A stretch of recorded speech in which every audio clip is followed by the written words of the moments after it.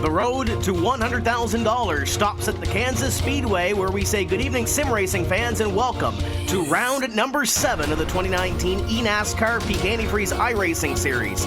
We are going racing from the Midwest this evening, and we're so happy to have you along for the ride with us. Tim Terry, Randy Cheneth, Hugo Louis down, pushing all those buttons in the production hauler. And Randy, we're getting ready to go racing. We just saw the race remix from Talladega, and if you thought that was wild, you ain't seen nothing yet. This is going to be fun.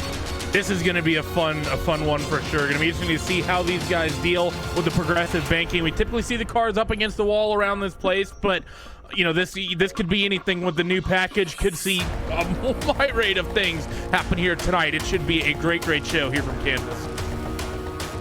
1.5 miles. This is the third time the series has been here, and we're going to see some great racing action, as you mentioned, with that new rules package. Talladega was sharp. I think back to Fontana, the first time that we ran this rules package, Randy, and it was wild, and I think this one is going to be much of the same. We might see a new winner in this eNASCAR Peak Antifreeze iRacing Series when we throw the checkered flag here in 134 laps.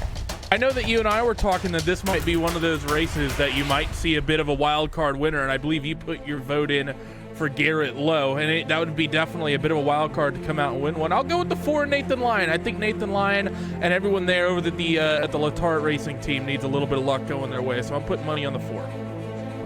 Well, we've got a whole host of drivers getting ready to try to grab that checkered flag, but we've got a special guest here this evening on our pre-race show getting ready to go racing. His racing resume includes a NASCAR Gander Outdoors Truck Series Championship, and a NASCAR Xfinity Series Championship, and a Daytona 500 win. Want to welcome Austin Dillon into the show from Team Dillon Esports. And Austin, you now have an official team in this eNASCAR Peak Antifreeze iRacing Series. How did that come about, and why did you want to be a part of this series?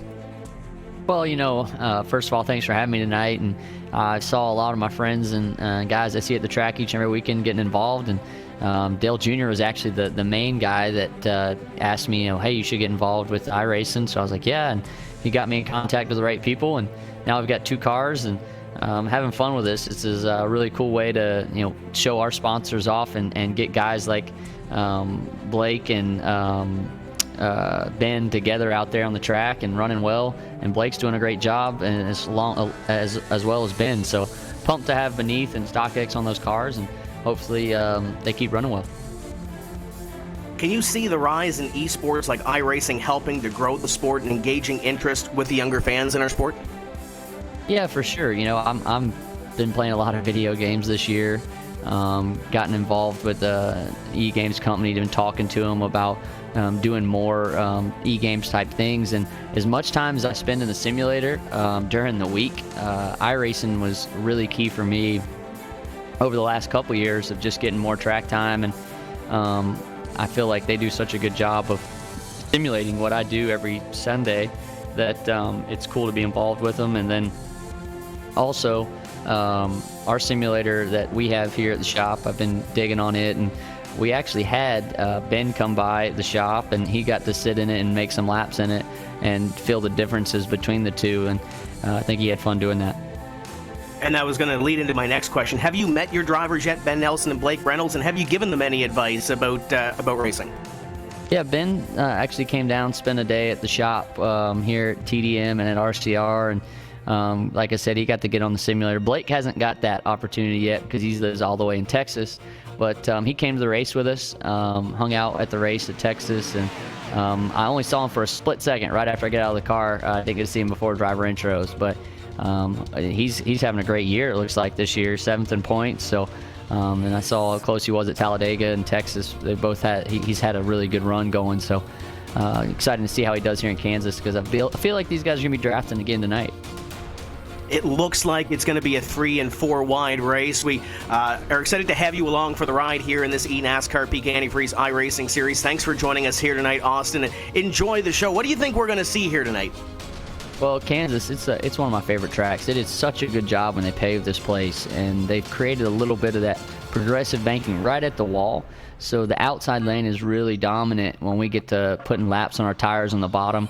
But with this package that we're racing this year, the bottom line will still be strong for a long period of time. But I feel like the guys that can hold the throttle down the longest and have a car that handles well in traffic will probably be the guy that wins, and that's going to be the same for us come Saturday night in Kansas.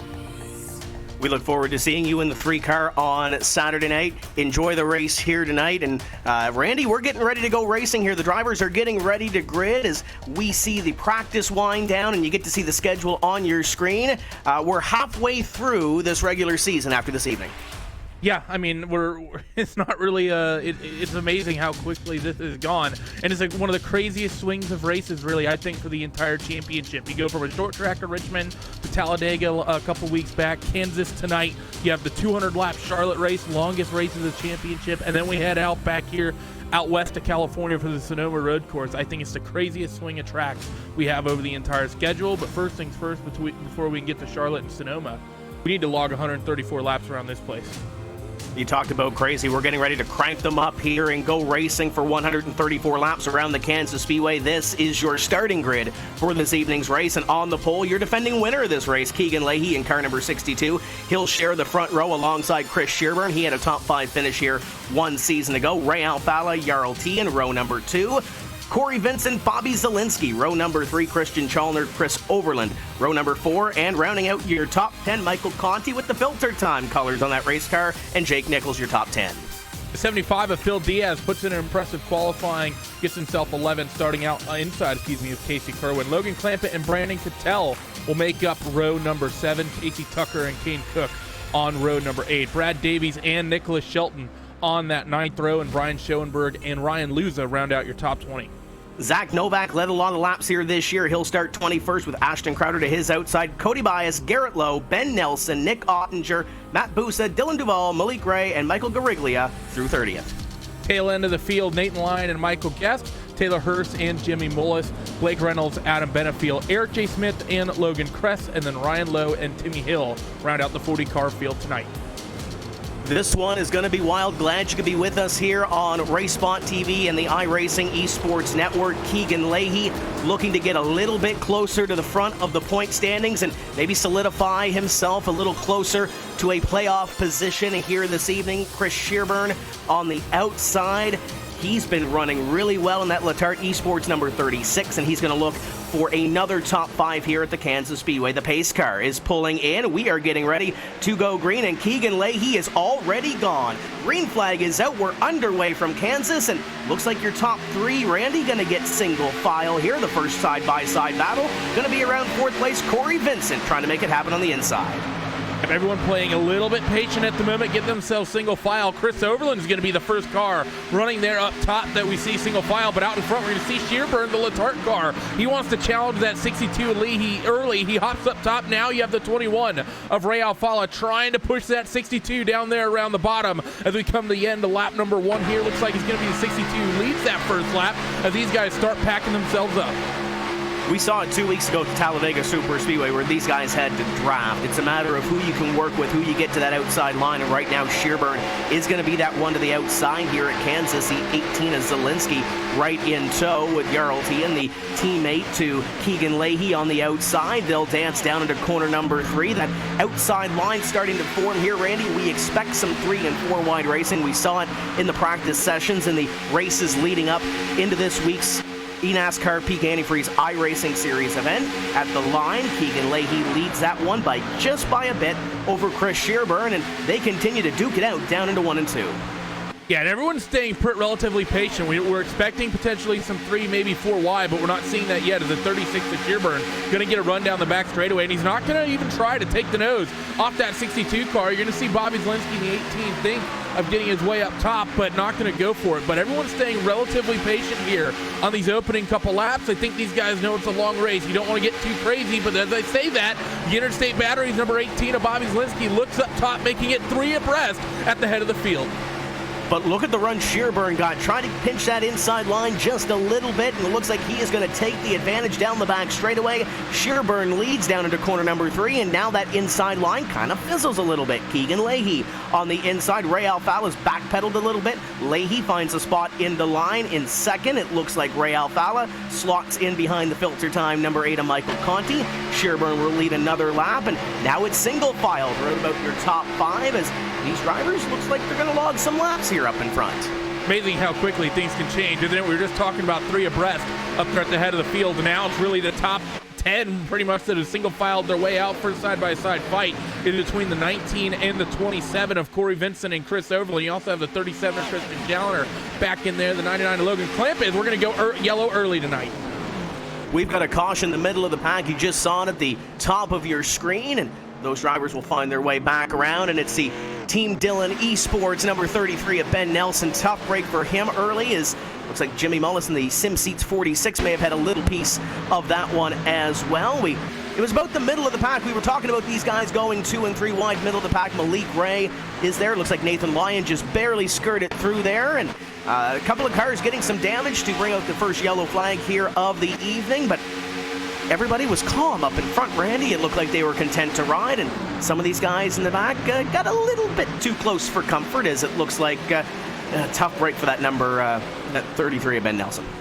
Yeah, we talked to his team owner of Austin Dillon, and really unfortunate to have Austin on the stream and have one of his cars go out early. I actually think that's been a bit of a trend that we've had. I think every real owner we've had in for an interview, their cars have gotten into some trouble early. So unfortunate there for the 33, but a little bit of split strategy maybe coming out as some drivers hit pit road, others opt to stay out. Looks like about a dozen or so are going to stay out onto the racetrack. Shearburn leads them down. Jarl T, and as you saw on your screen on that onboard, it looked like he was coming in and through that late move back out onto the racetrack, but his teammate Keegan Leahy is onto pit road along with almost the rest of the field, except for about a dozen that you see on your screen. Leaders down and away from pit road, and it looks like Keegan Leahy will barely edge out that 36 of Shearburn as they head it back out onto the racetrack. And with this race, Randy, the new package, do we expect maybe a more aggressive fuel strategy here? Maybe these guys are thinking ahead and thinking big picture in this one? Could definitely be, but I think it could also be tires as well. And we've seen a little bit of tire strategy with these sorts of races. And it's important to remember here at Kansas that you have the progressive banking here, so that the higher you go up the racetrack, the more aggressive that banking is going to get, and the more the track's really going to work with you. We saw the entire field pretty much get up against the wall right near the end of that run. So those drivers that came down pit road, they may have a little bit more flexibility in where they can run, but I still think what we're going to see today, Tim, I think you want to try to get up top if you're starting to think it has the long green run feel, because that should help you keep the tires underneath your race car and keep you good for the long run. So going to be pleased to see how the strategy plays. As we should be getting ready to go green, I believe, next time by, if not the time after. Nope, next time by. And you see some of those drivers that have stayed out on the racetrack. You ride along with Dylan Duvall in the 42, the Simcraft independent driver on the racetrack. So Jarl Tien stays out in the racetrack. He'll be side by side with Ray Alfala. Phil Diaz in the 75 will line up in third to the outside. Christian Chalner in the 37 for JTG Doherty Racing. The 19 of Casey Tucker, new colors this week, lines up in position number 5. Brian Schoenberg, Dylan Duvall, Eric J. Smith, your top 8. Then Keegan Leahy and Chris Shearburn are your top 10 as they round turn at number 2 and we get ready to go back to green. And one thing we should note, Randy, I know we were talking before we came on air, this race is 33 laps shorter than it typically is. We've run here twice before at the Kansas Speedway. Obviously last season won by Keegan Leahy, and the last time before that was 2013 when Nick Ottinger went to victory lane, scored a dominant win there, leading over 120 laps to take the victory. Nick Ottinger coming off that big win at the Talladega Super Speedway 2 weeks ago. So keep an eye on that 47. He likes Kansas. He likes to draft. He's got that underrated sort of plate and rules package. So we'll see what happens here and see if he can get that thing up to the front. Green flag flies one more time, and Jarl Tien is going to lead this field back to green. Looks like Ray Alfala and the 75 of Phil Diaz will line up 1, 2, 3, and then they get side by side behind. Yeah, side by side right now between the 37 and the 19. That's Christian Challoner and Casey Tucker. Casey sporting some new colors this week. He's going to try to get a push and get up there towards that 75. Won't quite get able to do so from the 42 of Dylan Duvall. But now you're going to see from the outside, Christian Challoner going to keep that side by side. He wants to run up to that third spot. Oh, they're piled up. And there's Keegan Leahy sideways, and behind them they're going to stack them up, and looks like we're going to bring out another caution flag. A little damage there to the 20 of Jake Nichols on the front, but you saw it from the onboard, Randy. Keegan had a handful, and it looked like he was pointing in front of him, and everybody else was behind him trying to get a little piece of the action. There it is there, Eric Smith, Michael Conti in that one. There's that little bit of a pop to Keegan Leahy, and the rest just pile in, and the caution flag will fly. So a couple of near misses in this one, but Eric Smith, our winner from back at Fontana at California, and it looks like he's going to be behind the 8 ball here early in this one. It's been unfortunate for Eric. He pulled out that early season win at Fontana, but just hasn't had the luck. A couple other cars involved. The 80 of Cattell, the 99 of Clampett, both get some damage out of this one. Maybe a couple other drivers as well. I saw Overland go spinning down through the infield, but I think may have mostly avoided some damage. So up and down the field, bit of drama, and 2 early yellows here tonight, Tim. We haven't actually seen this season. These guys have done really well thus far, keeping things clean and green in the early goings. And, you know, I will have to say, those drivers that decided to go from the front of the field, come down pit road and take tires, especially that 62 car of Keegan Leahy. I mean, this is a potential championship sort of night for him to maybe turn the night around. Ryan Luza kind of been buried deep in the field, you know, didn't qualify well, currently sits 13th. He goes from the head of the field, takes tires, comes out in traffic, and gets caught out because of it. May have just thrown away a great opportunity to make up points on Ryan Luza. Bobby Zielinski is on there, also got a little piece of the action. And I know we didn't cover it at the start of the night, but point standings wise, when you look at it, Ryan Luza has a 48-point advantage on Keegan Leahy coming in. And you mentioned that gap in between those top 2. You can see them on your screen right there, and it's a ways back to Jimmy Mullis, Michael Conti, Bobby Zielinski, Zach Novak, Blake Reynolds, and Matt Busa. Your top 8, those would be your playoff contenders if we were to make the cutoff now. But as we mentioned, after this race, we will be halfway in our 14-race regular season. But you see some names there that are on the list that are having really good seasons. Obviously, Nick Ottinger going to victory lane 2 weeks ago. Garrett Lowe has had an impressive season in the Renegades car. Brad Davies having a revival season. He's got new colors with the Dale Jr. Foundation on that car this week. But you look at that list. There's some drivers that you would expect to maybe be a little higher or maybe expect to be there. And then you got a guy like Ray Alfala, who I know was on Twitter this week and pumping his social media about making the comeback, and currently tied for 15th in points. So he's got a little ways to go, but he's also got 7.5 or so races to get there if you count this one that's currently running now. So he's got a little bit of time to get back up there, and right now he's got track position currently in 2nd. Yeah, I mean, he does have, like you said, still half the season to go as far as regular season races are concerned before we get to that playoff part of the season. And if he can start putting in some good results, we saw him have a good race car at Talladega, just didn't have luck swing his way. Tonight he puts in a fantastic qualifying. He's running the best he's run all season. That Wood Brothers car got taken number 1 in the draft, of course, being the best driver to have ever run in this series. I don't think there's any question about that. But he's really had a downer season in what has been the biggest season this championship's ever had. So I know Ray wants to try to turn it around. Let's see what that 21 can do, and if he can do that for the second half of this regular championship. And running the VRS colors on that Wood Brothers Ford. I know James Gutta does a lot of great work on those paint schemes, so hats off to James as he gets ready to see that car fly from position at number 2. Pace car is in. 66 of Jarl T, and it'll lead this field back to green for our second restart of the evening from Kansas. Green flag flies, and it looks like your top 2 will try to at least get single file. They got a little bit of space there. Christian Chalner trying to find his way to 3rd on that inside. Phil Diaz still trying to hold that outside. He's got Dylan Duval along with him. Dylan giving him a little bit of a push from that middle groove. You also see the 55 of Schoenberg down low. Also last week's winner of Ottinger, he's in the mix up here near the head of the field as well. As these guys cycle down the back straightaway and in towards 3 and 4. Ray, a big shove to the back of the 66 of Jarl T, and that time through. And here comes maybe that upper line. 19 of Casey Tucker thinks about it. They can't get 3 wide, but they do behind, fanning out 3 and nearly 4 wide. Ray Alfala tried to go to the outside but couldn't get there. The hole closed up quickly, and now Christian Chalner goes to the outside to try to take the lead away from Jarl Tien. And there goes Tucker to the outside. Caution flag will fly in behind them, though. Got one up in the wall. There's the 7 to low, and is that Luza possibly, or one of his teammates in Timmy Hill going around to bring out this caution? Believe it's actually Luza in the 53, and indeed it was. So we just talked about the fact that Keegan Leahy not having some great luck thus far this season, and maybe, throwing away an opportunity. Just as we say that, the 53 gets demolished in a huge wreck. Definitely gets a bigger piece of that than we saw the 62 get of the previous one. But So that's going to have championship implications, as I believe the 62 was able to get through there cleanly. So disaster there maybe for your championship points leader. But Tim, we ain't seen this all season. That's 3 quick yellows in just 15 laps. These guys need to tone it down just a little bit. There's still a lot of racing left to go, and they're running like they're coming to the white flag. Lots of racing left to accomplish as you ride on board with Keegan Leahy there. Kane Cook getting involved in that one.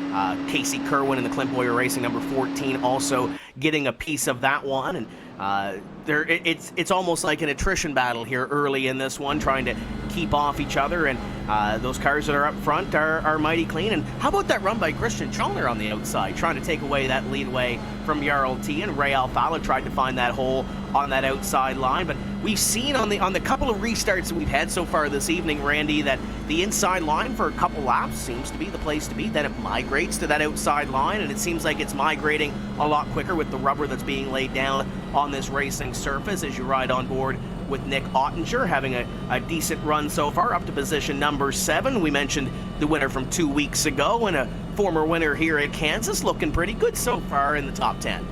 What I also love about tonight, though, Tim, is the fact that we're seeing the sort of the diversity that we get in this championship. Because, of course, it being NASCAR, it's typically a bunch of American drivers, might get some Canadians sprinkled in there. But I'm loving our top 2 right now. Our 2 drivers that reside from the far side of the ocean, or reside in Europe. You have Christian Chalner who lives in the UK, and Jarl Tien currently leading the way here from Scandinavia. So it's great to see the diversity that's in this championship. Both of them have been quick the last couple of years. Christian was one of the championship 4 just a couple of seasons back, and Jarl has always had weeks where he's really quick and is always potentially a car that can win it. But it's good to see them both up near the front of the field here early tonight. And you can add Canada in that list as well, with Dylan Duval, the independent, running in position. What, on the other 6. side of the Atlantic? I don't know if you put that in that list. Well, international flair. It's an interesting globe you're looking at. Yes, okay, we'll put it that way. But yeah, the Dylan Duval in 6, Keegan Leahy obviously in the series as well. He's had a strong run in this series, and he's had to dodge a couple of these incidents that we've seen already here this evening. It's provided some great onboard racing action. Maybe not as much as what Keegan Leahy and some of those in the middle of the pack have wanted to dodge here early in this one, but still early as you see some of the cars coming off of pit road as we ride on board with Ray Alfala down into corner number 1 under caution. 17 laps being worked on the board of 134 here this evening. It's been a pretty exciting race here so far. Yeah, it's definitely been action-filled, and I think we're likely going to get to a point, Tim, that we're probably just going to break loose and have a really long green flag run after these quick little 2-3 laps caution, quick 2-3 laps caution, because eventually these guys are going to realize, like, oh, we're wrecking early here tonight, and we're deep in this championship already, and if we're not careful, we could just throw away our entire chances of even making the top 8 as we get deeper and deeper into this series. So, yeah, these guys, I think, need to tone it down a little bit, and I think when they eventually do so, we should be green for quite a while. This portion of tonight's broadcast is brought to you by Peak Antifreeze, the official antifreeze of the eNASCAR Peak Antifreeze iRacing Series. And so far, a couple of cautions in this one, but I'm getting excited for this racing. We saw this racing action, the sort of product in Fontana. We've seen a little bit at Talladega, but once we get that green flag run in, this is going to be exciting, as Jarl Tien has gotten good at these restarts. He's led the last 2 back to green, and he's going to lead 1 more here as we get ready to double up these drivers and send them back to the green flag next time by Christian Chalner, Casey Tucker, Ray Alfala, and Phil Diaz. Your top 5, Dylan Duval, Nick Ottinger, Brian Schoenberg, Chris Shearburn, and Zach Novak, who led the most laps here last year in the top 10. And I know there's been some Twitter and social media have been ablaze here this week, Randy. I know Brian Schoenberg is pulling for a top 5 because he's been growing one of those beards, I guess you can call it, if he makes a top 5 this evening. He told his social media followers earlier this week that he's going to shave the beard. So we'll see if Brian Schoenberg can bring that double nickel up into the top 5, and I'm sure social media will be ablaze if that does happen. Well, I don't know how I feel, because on the one hand, I would love to have another you and Brian Schoenberg interview, but at the same time, I want to see exactly how long that beard can get. I'm not sure if he has a camera that we can actually get that on the broadcast, or maybe that will be something that we can see in 2 weeks' time from Charlotte if that does happen. But that's still a long ways away. We have 18 laps going to be completed this time by at the Kansas Speedway. Jarl Tien getting ready to put the hammer down one more time as they come up at a corner number 4. And he's already on the loud pedal. Green flag flies once again. And look at that inside line begin to move. Casey Tucker was on it. He's going to be side by side with Christian Chalner as they head down into corner number 1. Yeah, it's a terrible start from your second place runner, Christian Challenger. He's going to lose that second spot, and he's going to have to fight for third with the 75 of Phil Diaz as he worked through 1 and 2. And down the back straightaway, look for a big run, though, from the outside. The 19 of Casey Tucker getting pushed just about to the head of the field. He's going to be wheel to wheel with your 66. The race leader of Jarl Tien. Can he make something of this off 4? Looked like Tien got a little free down into corner number 3, but he's going to maintain that lead position. 2 and 3 wide. They fan out in behind. It's going to be Tien leading that lap, but he's going to be on the outside. Where did Phil Diaz come from? Diaz to the inside. He's to second. He's looking for the lead. He's dropping back a little bit on the inside. And now Ray Alfala through the middle. Jarl Tien back to the outside. He gets that head of steam. He rolls it on the top out of corner number 2, and he'll try to go back to the lead on Casey Tucker. Look at the 6 car. He wants to get racy, trying to ditch that 21 of Ray Alfala. That's exactly what we're going to do. No love lost between Roush and Wood brothers, it would appear here. 3 abreast across the stripe for your race leader. 7/100ths of a second between first and third. That trip through. It's going to be the 6 of Zach Novak getting his way towards the head of the field, down along the bottom through 1 and 2. That 6 car has some pace here early. 10th to first in 2 laps on that restart is the number 6 for Roush Fenway Racing, and Zach Novak gonna hop back up to the top of the leaderboard here this time by, and he pulls away from this 3-wide battle behind. Where did Garrett Lowe come from? To the inside goes the 28. He was in 11th the last time by, and now he scored in position number 4, but he's on the inside of this 3-wide battle. Ottinger gonna join him on the inside, and Casey Tucker is going backwards in the middle. Remember that long run we had near the start? And by long run, I mean about 4 laps. These guys cycling towards the front of the field are the people on tires. 3 abreast now. A little bit deeper, a couple cars back. The 47 of Ottinger down along the bottom, trying to make this work with the 28 of Garrett Lowe up above. They're just about going to get it sorted out. Garrett Lowe able to defend. Christian Challenger up top, keeping the slipstream with Jarl Tien. So the 2 European drivers pulling each other around the racetrack, trying to work together, and they're going to just about be able to hold that upper groove as Garrett Lowe will continue to fight with Jarl Tien. They get that run into corner number 2, though. Randy, the 66, pulls right up to Zach Novak and tries to roll that top back to the lead. Garrett Lowe still on that inside line, trying to make it happen and try to go to position number 2, but that outside line will have that momentum off the corner. They'll be almost even for position number 2 at the stripe. Give it to Jarl Tien, but now the inside line will pull even a little bit. Garrett Lowe, and I say inside line, it's only really 1 car. He's got Zach Novak in front of him, but the outside line beginning to form a little bit as you see some 2 and 3 and maybe even 4 wide in the middle of the pack in 1 car. I believe that might have been Keegan Leahy. Got a little squirrely. Keegan definitely doesn't want to see that happening, especially the gift that he's been given with the championship implications. Him having a bad race, and then Ryan Luza, who we talked about him getting messed up in that incident, he's already pretty much called it a night. Car was only doing about 140 miles an hour. He's pulled it onto pit road. So the 62 car, he just wants to have a nice clean night here at racing, and he's more or less guaranteed to make up a whole bunch of points on the championship. As at the head of the field, things are starting to single file out. First side-by-side battle between 4-time and Nick Ottinger.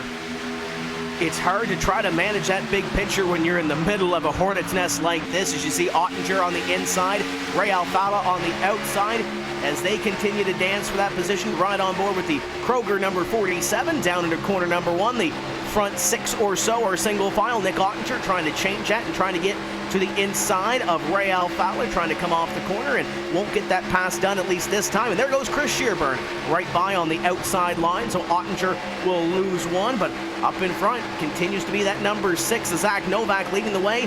He led a lot of the race here last year. Randy led the most laps, but didn't come home with the victory. He's trying to get that W here this evening. It'll be a second of the season. It's really been a crazy championship start thus far for Zach Novak. We saw him win the season opener at Daytona. Then he was very much a part of the battle for the win at the second round at Las Vegas, and just hasn't quite been able to, wasn't able to pull out the win there. And then he just hasn't really had the pace that he had early in the season to the 6 car. He's been struggling a little bit, sort of been constantly in the mid-pack. Now Zach finds himself up near the front leading again. And it's really a crazy top 5 the way this championship has gone thus far, Tim. I mean, the top 5 of Novak, Tien, Lowe, Challenger, and Duvall. I don't think we've seen this top 5 However, nonetheless, at any point this season, a lot of new names up near the head of the field tonight. We talked about some of the drivers that have struggled off the top of the show and weren't necessarily in that point graphic that we showed off the top, but you look at guys like Dylan Duval, he's had a couple of great runs going, just hasn't been able to close the deal and get great finishes. Garrett Lowe, the same way, although he does have a couple of good finishes here this season. He's shown speed all season long, but it's hard to close a deal in this series because when you come down to the end, everybody wants that checkered flag and wants those extra positions as you ride on board with Garrett Lowe looking up at the top two and zoning in on Jarl Tien for position number 2. It's just been a matter of some of those drivers that are near the bottom of the point standings have had some really good race runs, have had some great speed. These are the top oval sim racers on iRacing. They obviously know what they're doing, but it's just a matter of trying to close the deal when everybody has the same agenda and has the same goal in mind. But it's great to see some new names running up front here and maybe trying to get that big win and maybe trying to get that top 5 that they need to close in on that top 8 and try to make the playoffs. And then, of course, the other talking point, Tim, you talk about how competitive this sort of championship is. You know, this could be the evolution of the new build. New package here this season. These guys have slowly been figuring things out. Could definitely be playing a factor that some drivers really hit on something this week at Kansas that others just really haven't hit on. Of course, it's a big talking point. We take a look at the Team Dillon Esports car of Blake Reynolds, currently fighting for 13th. He's fighting with the 19 at the moment of Casey Tucker. You also see, I think, the 75 of Phil Diaz, who's fallen down the running order just a little bit. But with that new build, you know, of course, everyone's on the same equipment in terms of, you know, the chassis are more or less the same in all these cars. The engines are the same. There's no real difference in machinery and equipment along those lines. But, of course, the setups, very much a big point of development for all these guys, worrying about, of course, alignments and goes and cambers and all the suspension geometry adjustments they have and working with ride heights and everything. That's constantly in development and is really the big shifting point in this. And that's, you know, we might be seeing the evolution of that. In the 79 car, Nicholas Shelton, he's up to P8. Currently, I believe, just got a move done on Nick Shearburn, so that'll put him into 7th, fighting with the 21 of Alfala. And just like the real world counterparts as well, we talk about new rules and new changes in the Monster Energy NASCAR Cup Series, and you're seeing that on the iRacing side as well with this eNASCAR Peak Antifreeze iRacing Series. And you still see those same names near the front of the field. As you go through, the cream is going to rise to the top, but you also see some new names that are excelling with the new rules package and what we call the new build here on iRacing. And you're seeing some of that here this evening. Nick Shelton had a top 5 finish here last year, was really strong. This was one of his best racetracks, and looking for another top 5 run and battling it out with the 21 car there of Ray Alfalo, the Clint Boyer Racing number 79. Solidly in the top 10 right now, having a great run. And there's a couple of names around him that have been around this esport world for a very long while. Ray Alfala and Chris Shearburn, and one of the newer names hanging out with him in that battle for the top 10. You also have Nick Ottinger, who's been in part of this championship for an extraordinarily long time as well. A couple cars ahead. You have another sort of newcomer in this series. Of course, not his first season, been here for a few years, excuse me. The 42 with Dylan Duval is side by side up near the head of the field. I believe that's going to be Jarl Tien, going to be side by side with Garrett Lowe. So Tien's pick doing rather well as he works down for that second spot down the back straightaway in towards 3 and 4. But that outside line just looks too strong.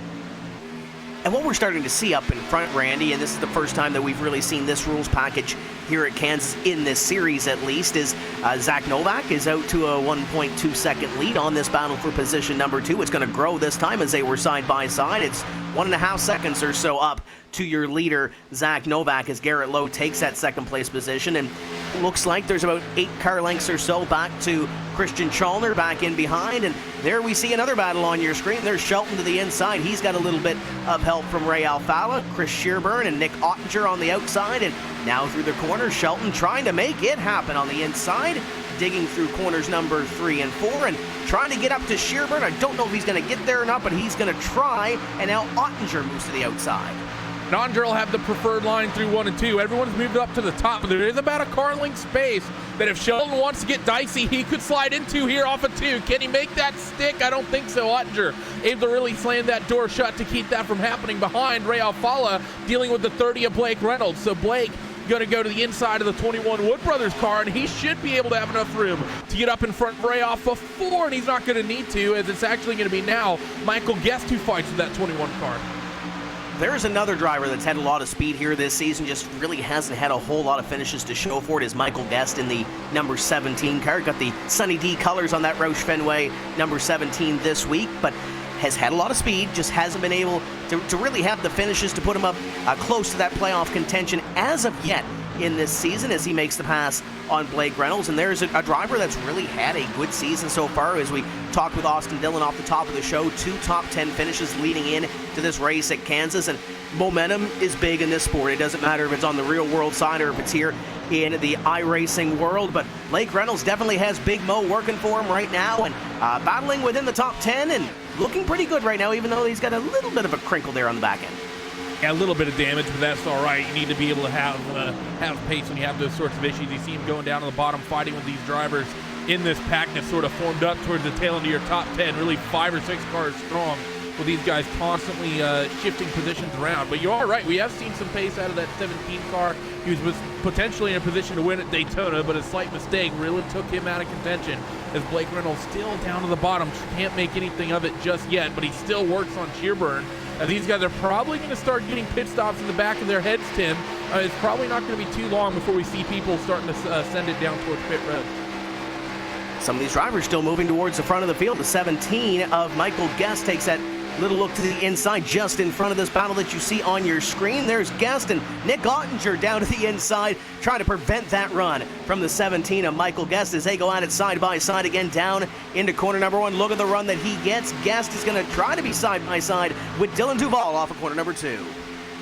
He's able to get out there in front of the 47, so now Michael Guest will be targeting the 42 of Dylan Duval. So the car looks absolutely quick right now. Both of the Roush cars looking really fast tonight. Of course, the 6 is Zach Novak out there at the head of the field, and now the 17 car up the inside of the 42 of Dylan Duval. He'll have the spot at the line. Can't quite get clear, though, and it'll be the 37 of Challoner next in line to potentially fall here for the 17. And look at the run on the bottom. The 17 just gets on entry. It's like he makes up 2 to 3 car lengths on everyone whenever he gets into the entry of the corner. That Sunny D car looks absolutely amazing tonight and is running even better.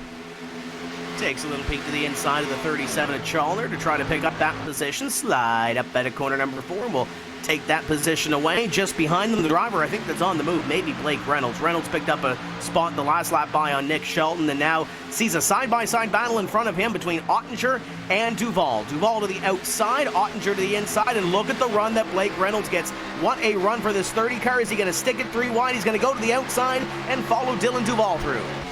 Now the 47 of Ottinger, can he run the entry aggressively enough? Yes, he can. The 30 actually goes down to the bottom. I think he was expecting Ottinger to try to run that middle groove. And by the way, while we've been watching this, Michael Guest has already caught and passed the 66 of Jarl Tien for 3rd. So a lot of movers and shakers up and down the field here early already, as the 30 machine going to get down back to the bottom once again. Blake Reynolds working that 42 of Dylan Duval. Can't quite get clear off of turn 2. I think off of 4 he should have it. Tried to make that move work. He's going to try to dig deep here. He goes down to that inside line, trying to get that run off of turn number 4. He will do so and clear the Simcraft 42. And Blake Reynolds will move up 1 more spot and put himself into position at number 6. So picks up a couple of spots on that lap. Zach Novak continues to lead. The gap is 2.2 seconds back to Garrett Lowe. And as you mentioned, Randy, Michael Guest has moved it up to position at number 3. He's had speed all season long, looking to close the deal. And could this be the night that he scores his first win in this series? It very well could be. Both of these drivers running 2nd and 3rd have had moments to potentially pull out a win. Garrett Lowe's had a couple of them between Richmond and, of course, at Fontana that just luck didn't go his way, and he ended up spinning down to the wrong side of the racetrack. Now, though, the Michael Guest car, he is closing in on Garrett Lowe 3 to 4 tenths per lap. This 17 car on absolute rails on a moment. He was 3 tenths quicker than your race leader last time by as well. So Michael Guest started 32nd, and within 50 laps, he's chasing down 2nd and 3rd shortly before the first cycle of pit stops. I'd say that's a good start to the race in my book. And it looks like as the run goes on, that 17 car keeps getting better. So we'll see if we can get a long run maybe to the finish and see if that helps Michael Guest, or maybe it plays into the cards of Zach Novak or Garrett Lowe in front of him.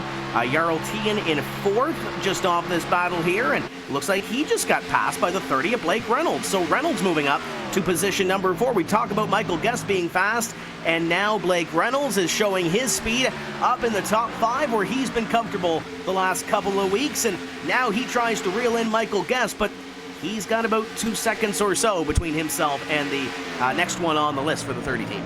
I'm interested to see what the sort of clean track pace is going to be for this 30 car, because he's basically on the same cycle as the 17. So will he be able to match the 17 now that he's out in clean air? He's been fighting the last couple laps in traffic, so let's see. Is the 17 already all over the back of that number 28 of Garrett Lowe? They work through 3 and 4. That Renegades car is going to want to defend, but I'm not sure how hard with the speed that 17 car has had. Move already going to come in here towards turn number 1. Michael Guest going to pick that spot up for second, I think, easily. The good news is that there's 2 seconds back to the next driver on the list if Garrett Lowe wants to fall anywhere backwards, but of course he's going to get that run off of corner number 2 and make this a battle for position number 2. Michael Guest trying to dig on the inside line, going to try to get it here. Is he going to be able to slide up in front? Going to be close here off of corner number 4, but give Michael Guest position number 2, and now it's about a second and a half or so back to Blake Reynolds. Reynolds is continuing to claw a little bit closer and make it about 1.3 seconds. Blake Reynolds can see this battle in front of him, and Michael Guest trying to pull away, and Blake Reynolds trying to close in. Blake Reynolds with a few tenths quicker that last trip around the racetrack, but of course the 17 and the 28 fighting side by side would have hemorrhaged a little bit of time. Let's see what they can do this time, as the pace of the 30 is going to be really important to how these top 3 and top 4 really try to dig. Garrett Lowe, this trip around the racetrack, he's going to go to a 30.897. Blake Reynolds this time a 6.60, so just about 2.5 to 3/10 of a second for Garrett Lowe that trip around the racetrack. Michael Guest to the 6.72 to a 6.12 for Zach Novak. So the 6 car maybe seeing this fighting behind him and seeing the gap sort quickly shrink down to him, maybe starting to respond to the pace of second on back behind. Chalner and Alfala are going to open the pit window. They're going to come down to pit road this time and relinquish their top 10 positions. It looks like guys like Logan Clampett, Ashton Crowder, Casey Tucker among those down on pit road, Michael Conti, Matt Busa, and Kane Cook the last time by onto pit road. So the pit window has opened here, Randy, on lap number 51, as we have a 134 lap race. And I know you're already over there trying to punch the numbers in and making sure everything works out, but looks like the 6 Zach Novak is going to come on to pit road. So your leader is going to head it on down to pit road at the completion of 52. And a bit of split strategy from your leaders, Michael Guest. Actually, most of your drivers at the head of the field opting not to come down pit road with your race leader of Zach Novak. 47 of Ottinger, he comes down pit road, though. He's really going to be the second of that lead pack. So now the 17 of Michael Guest, he'll lead some laps here. Garrett Lowe will cycle into second. The 30 of Blake Reynolds into third. I don't think we'll see anything too crazy along strategy here, Tim. I don't think there's any way you can get deep enough to make this only on one more stop. So we should see everyone on pit road soon. Garrett Lowe will actually go another lap, and this is surprising to me, Tim, because this is going to be him giving up 2 laps to those drivers that just came down and got fresh tires on pit road. So I'd say at this point, the 28 of Garrett Lowe, if he comes down this lap, I don't understand why he wouldn't have just come down the previous trip past pit road. He's just going to lose more and more time doing that. All I can think is that Garrett's going to try to run this tank as absolutely dry as he can and go much, much later on the run than anyone else. We saw his long run speed, at least compared to Blake Reynolds and Michael Guest, who were coming up on him, might have been a little subpar compared to those 2 cars, so maybe they're trying something different on the strategy. But on the other side, he's running up there in the top 5. I would think you'd want to be on the same strategy or so to keep yourself in the same ballpark as the drivers you were running around. But I guess that's why we're up here, Randy, and not down in the boxes like these crew chiefs are for these drivers. But Garrett Lowe stays out in the racetrack that last time by. Dylan Duval scored in position number 2, and looks like we might have a pass for second. Adam Benefield to the inside. Great to see the Carolina Simworks number 83 trying to make up a charge. He goes to the inside, and he'll come to pit road.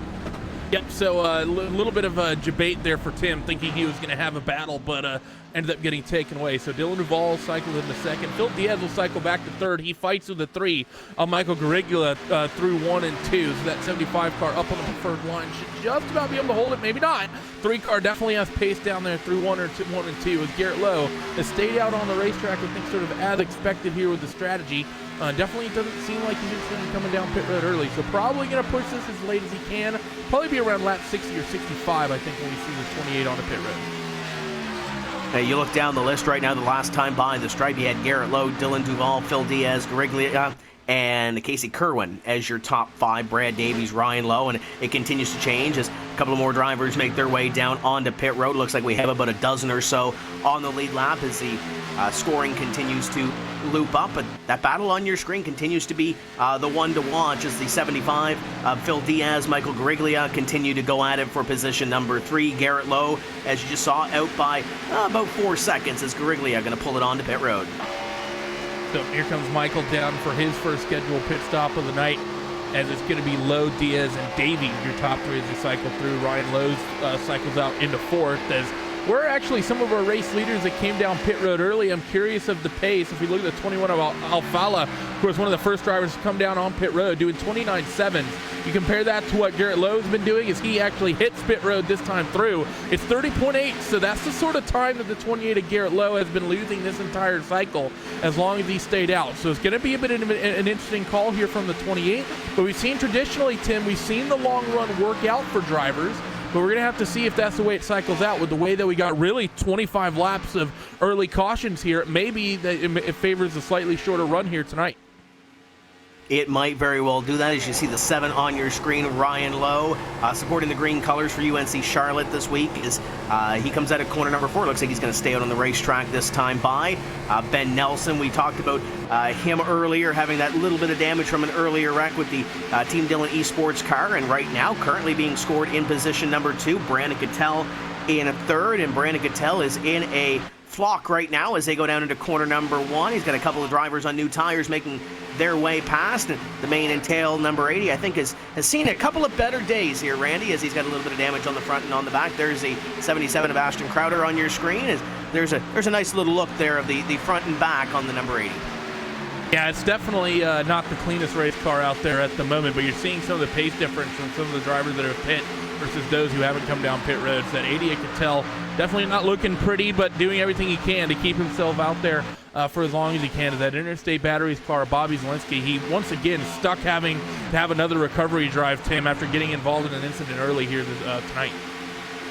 Coming into this race 5th in the point standings, but we've seen Bobby Zielinski charge back through the field after having some subpar starts to these races. So he's got some damage on that race car, but you better believe if anybody's going to drive that thing towards the front and put up an effort, it's going to be Bobby Zielinski. There's the 99 on your screen, the Burton Kligerman Esports entry for Logan Clampett, as he works his way by the 33 of Ben Nelson. Ryan Lowe continues to lead this race, still out on the racetrack, and trying to see if he can stretch it as far as he can on this run as we get ever so closer to the halfway point in this one.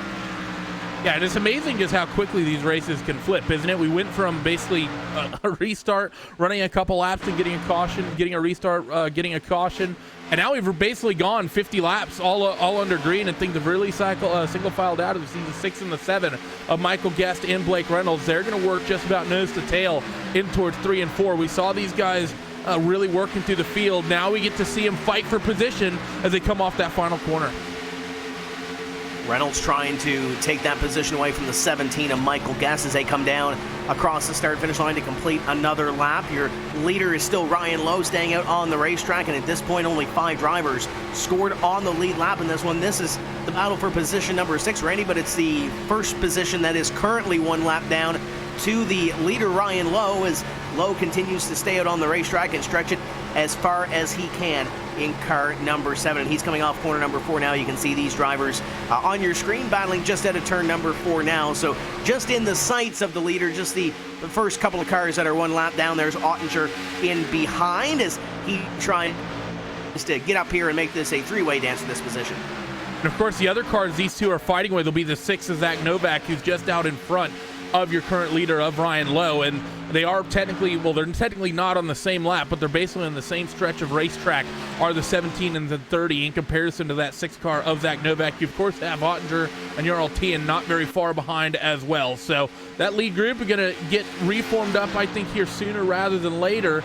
And it'd be a disaster to catch a caution now, Tim, because all these cars that are locked down a lap, we only have 4 cars on the lead lap. Michael Guest would take the wave around, but everyone else, Blake Reynolds from 6th place on back, would get locked down a lap here, if not have to take the wave around.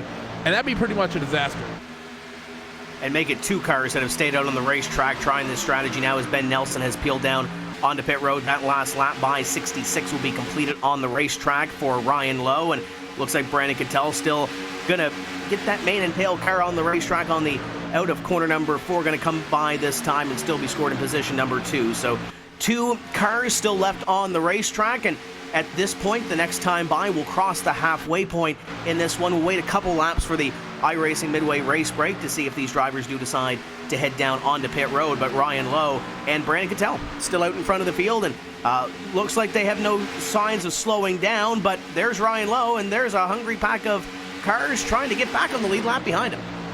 Yeah, he's doing everything he can right now, is Ryan Lowe. It's going to be interesting if he can make this strategy work, because of course, this race being a little bit shorter than we often see for these big for these 1.5 mile racetracks, only 134 laps. Ryan Lowe's gone 67 laps pretty much on this run, I believe. May have came down during one of the cautions, but he may be trying to play a big chunk of strategy here and be able to go here to the end of the race, potentially on just one more pit stop. I think it's going to be difficult, but it'll be interesting to see if the 7 car can do it, because he still doesn't seem like he wants to come down pit road. He's fought to get down to the bottom just a little bit, as Ryan Lowe, so maybe coming down here this next time through. But every lap he goes, Tim, is a lap in the bank that he doesn't have to make in the second half of this race. Indeed, it is not giving up, but he's definitely off the pace here and now down to the inside, so we anticipate him to come down flirting with that apron, and he will bring that number 7 down onto pit road this time by. So that only leaves Brandon Cattell on the racetrack as a driver not coming down pit road as of yet, and I believe he may be pulling the trigger here now as he slows at a corner number 4, and he'll head it down onto pit road. So once this all cycles through, this will hand the lead back to Zach Novak, and Novak should have about a 3-second lead or so on Michael Guest. Yeah, he has quite an advantage here compared to Michael Guest and Garrett Lowe. Actually, about 0.3 quicker that last trip around the racetrack. But I think a little bit of fighting here between the likes of Guest and Lowe and Blake Reynolds has slowed down the pace just a little bit. And they sort of let that 6 car Zach Novak sprint out there to a bit of a lead out at the head of the field, as they will officially cycle into those positions this trip around the racetrack. But still, a fight for second. This is really going to be where it picks up, as Garrett Lowe and Michael Guest, they seem to be throwing haymakers at one another.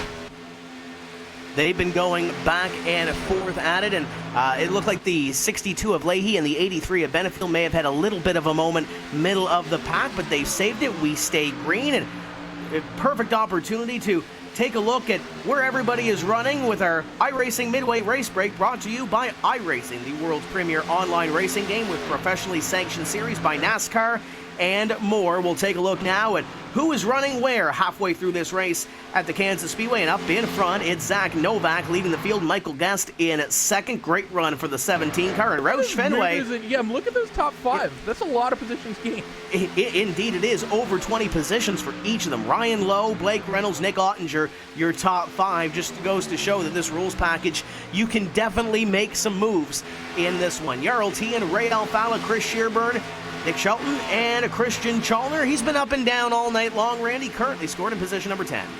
It's a good run tonight here for the 37. Jake Nichols in the 20, having another good showing in the 11th spot. Brian Schoenberg cycle back a little bit. He's in 12th. Ashton Crowder runs 13th. Dylan Duvall 14th. Logan Clampett in 15th with Phil Diaz, Bobby Zielinski, Malik Ray, Casey Kerwin, and Cody Bias currently rounding out your top 20.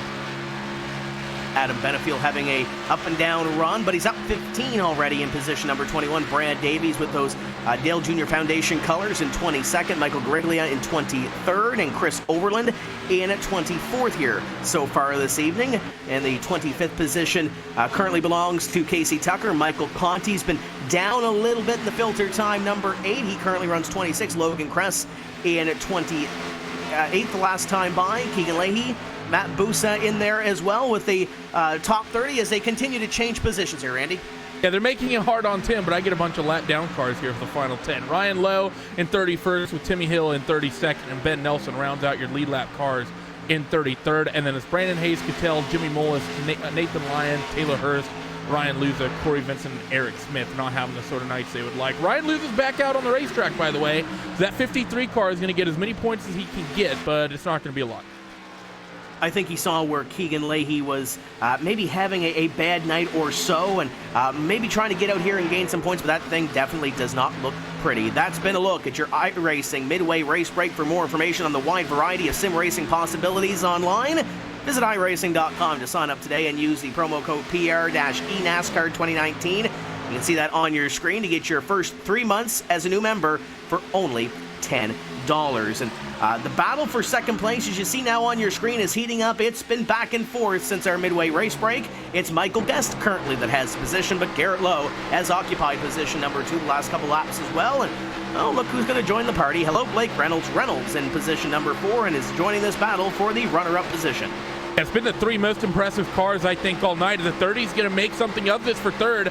Goes to the inside of the 28 of Garrett Lowe through 3 and 4. Can't quite make something of it coming up off the corner, so Blake Reynolds will cycle back in the line. But these have really been the 3 cars to watch. Zach Novak, after picking the lead up, has pretty much been out there smooth sailing, just gaining time on this entire group. But these guys, it feels like they've not had a clean lap in, pretty much the last 77 laps, and they've just had to fight the way up here to 2nd, 3rd, and 4th, and now they're having to fight with one another to decide who's going to be the best of at least the 3 of them.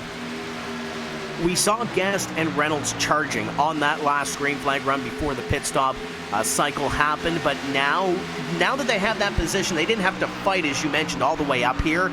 Now we'll see if they can close in or make any inroads on Zach Novak. Novak right now has over a 3-second lead on this battle for position number 2, and you look back through the 30 of Reynolds is there, and Nick Ottinger's not too far behind. If they get racy, they're going to add that 47 of Nick Ottinger to the battle as well, as Garrett Lowe gets a great run down the back straight, right to the back bumper of the Sunny D Ford, and can't do anything with the run that he has in the Renegades Ford, but he'll try it to the inside at a corner number 4. The 17 of Michael Guest slides into the inside and will maintain that position, but Garrett Lowe will have the nose down there into 1.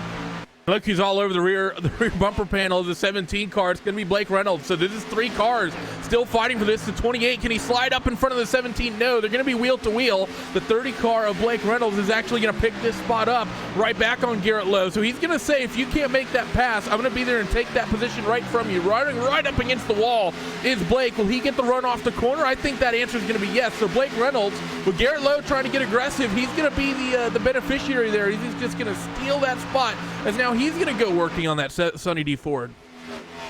And now he's going to try to do the same thing to that 17 car of Michael Guest. He's going to try to get that line away, try to get that run and take position number 2. But as we say that, there goes the 28 of Garrett Lowe back to the inside of Blake Reynolds. Looked like Michael Guest had a really good run that time at a corner number 2 and put a couple of car lengths between him and that battle behind him for position number 3, as you see the number 30 of Reynolds working that wheel on the outside. The 28 of Garrett Lowe trying to take it away, and Nick Ottinger in from behind these guys is licking his chops. He wants to get up here and try to make this a battle himself. Not too far behind is that 47 car, trying to make this a 3-way battle for what would be position number 3, and Michael Guest trying to run away from it.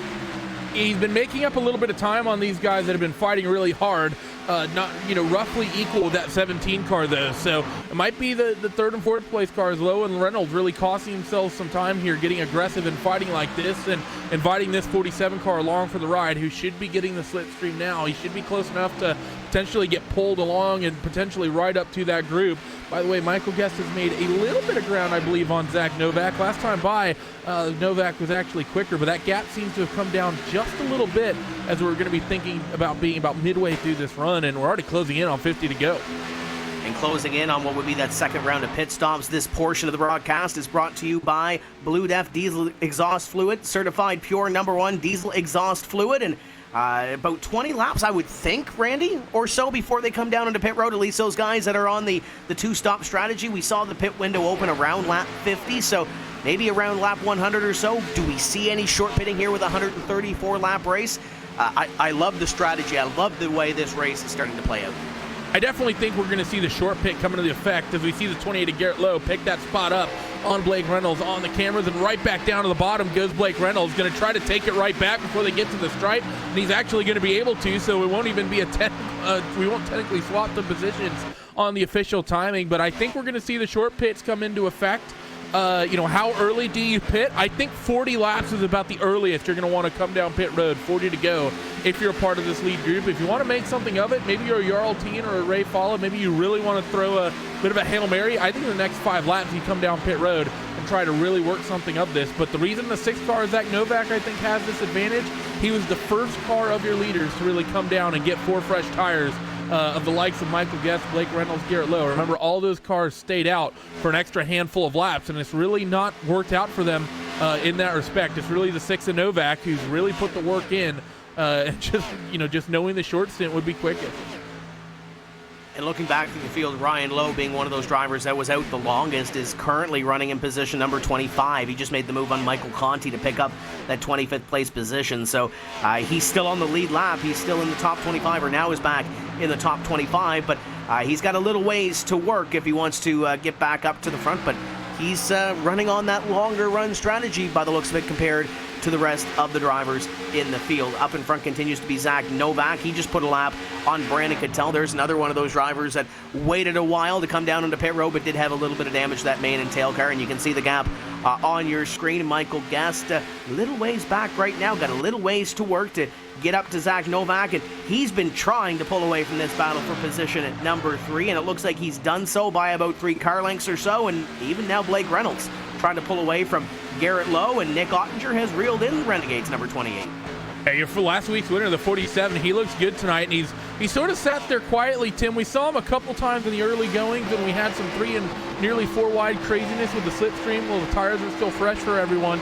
He was up there near those lead groups, but once things kind of settled out into single file running, haven't really talked too much about the 47. Now he's cycled himself back up in there, and he's really put himself in a great situation here to make something of this and fight with Lowe, Reynolds, and Guest. And that car, I think he's been a little bit calmer on the tires than the cars out ahead of him. So he should have a slightly cleaner race car, might even be able to put some pressure on the likes of Lowe and Reynolds and maybe pick up a couple spots.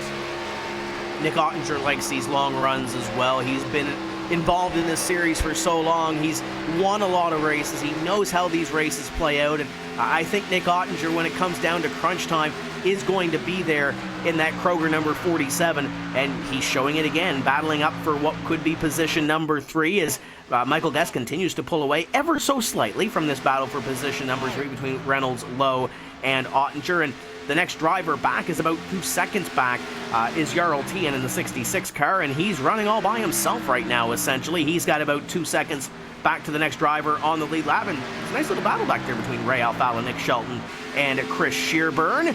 3 cars right now in a train trying to get maybe a little bit closer to Jarl Tien and the rest of the field up in front. And this trio actually seems to be working together a little bit more, Tim. I haven't seen on the timing this sort of group really change positions a lot, the way that we've been seeing Reynolds and Garrett Lowe really swap positions in their fight. So I think this group really trying to work together and actively reel in those drivers out ahead of them. And I will say I like the situation the 66 of Jarl Tien is in when it comes to all of this. I think, being out there on his own little island, he should be able, I think, to really think about the strategy here cleanly. Is actually Lowe's going to come down in early, so here comes the short pit. Apparently 44-45 to go is the number. We saw a few in as well behind them, including Bobby Zielinski and Michael Conti, and just been looking around at these 2 and 3 car packs. It looks like these drivers content to be where they are right now and trying to get to what would be that final pit stop of the evening, as Zach Novak continues to lead this field up in front. Has a couple of lap cars there, and Brandon Cattell and Ben Nelson right behind him as the 6 completes lap number 91 on the racetrack, commences lap number 92, and still has that 2.3 second lead on the battle for position number 2. And the thing is, now that 28 car coming down pit road, Tim, he's really kind of set the strategy for all these guys. If they're the number you were expecting to come down pit road, you're probably going to have to change it here. Look at the 6 of Zach Novak. He's immediately going to respond after seeing the pit stop, and he's going to hit pit road. The 17 of Michael Guest stays out. 30 of Blake Reynolds stays out, 47 of Nick Ottinger stays out. So split strategy from the first couple drivers in your top 5. Now Michael Guest, Blake Reynolds, and Nick Ottinger, they're going to run a little bit longer. But with this having such a short run to the end, Tim, only basically 40 laps to go from here, they're not going to want to wait too long unless they want to, throw the dice and potentially expect to see a yellow flag before the end of this race. Because if you get a caution, these drivers that just pit are going to be pretty much locked the lap down. And then short pitting feels like a horrible idea, but I still like the idea of the short pit. This has the feel of a race that's going to go green to the end. I would call my driver down on towards pit road. You better know that these crews have crunched the numbers. They know what they're doing as a few more come in. Chalner among them, Malik Ray coming on to pit road. We just saw Chris Shearburn down pit road a few laps ago as well. He was in the top 10 before his pit stop happened. So once you have that strategy, you have to commit to it. And it looks like these drivers up in front are committing to this strategy within about 5 to 10 laps of each other. You see Michael Guest stick handling that race car down onto pit road. He'll bring it down to pit road speed and commence his run onto pit road. What would be the final pit stop for him on the evening? If this thing goes green the rest of the distance, it hands the lead over to our Talladega winner from 2 weeks ago, Nick Ottinger. So Nick Ottinger will lead a couple laps here before he likely cycles down on pit road early. I'd expect that 47 car not to stay out too long here with everyone around him coming down onto pit road as he cycles down to the bottom of the racetrack and start slowing up. So Nick Ottinger going to come down on towards pit road. Jarl Tien will be the next car to stay out and inherit the race lead, and then I believe it'll be Ray Alfala currently second in line. As let's actually take a peek if these guys start cycling out. How much ground has Zach Novak maybe gained or lost over everyone who came down that last cycle through? I'm not sure just yet, but I think it's still in favor of the 6th car at the moment as far as positions run. And taking a look back here, we saw Ryan Lowe. Oh no, Garrett Lowe jumped to 6th. There you go. He's getting it done. There's some drivers on some different strategies. You see Garrett Lowe on your screen. I was going to mention Ryan Lowe right now in position number 5 on that long strategy as Casey Kerwin in front of him decides to peel on to pit road. Jarl Tien also on pit road as is Ray Alfala going to hand the lead over to Brad Davies and put Ryan Lowe in position number 2, 2 seconds behind Brad Davies. So the pit strategy starting to play out here a little bit. Ryan Lowe looks pretty good right now, but as you mentioned, that it's going to cycle through here as well and maybe play into the hand of a guy like Garrett Lowe as this run continues to go on. And I'm not exactly sure what happened because looking at the pit stop times, there was only a 10th in it between the 28 and the 6. So how they're able to swap positions like that and how Garrett Lowe able to make up that much time, it would have had to come from either the entrance onto pit road or the exit of it. But regardless, amazing pit stop sequence from the 28 of Garrett Lowe puts him in position to potentially come away with a race win as Zach Novak has chased him down, is now all over that rear bumper of Garrett Lowe as they work through 3 and 4.